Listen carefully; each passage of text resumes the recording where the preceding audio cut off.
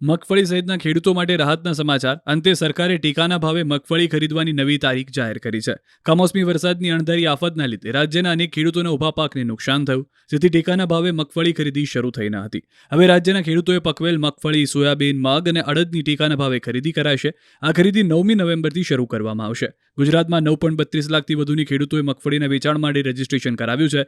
સરકાર દ્વારા મગફળીનો મણનો ટેકાનો ભાવ 1400 રૂપિયા જાહેર કરાયો છે. આ અંગે કૃષિમંત્રી જીતુ વાઘાણીએ જાહેરાત કરી કે ખેડૂત દીઠ 125 મણ મગફળીની ખરીદી કરાશે.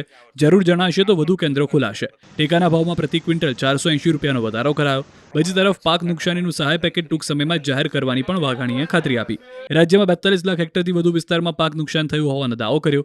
16,000 ગામોમાં કમોસમી વરસાદથી નુકસાન થયું.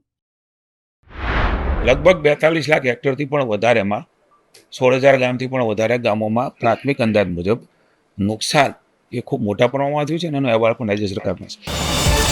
QR કોડ સ્કેન કરો અને ડાઉનલોડ કરો ન્યૂઝ 18 એપ. મેળવો ગુજરાત અને દેશ દુનિયાની પળે પળની અપડેટ્સ.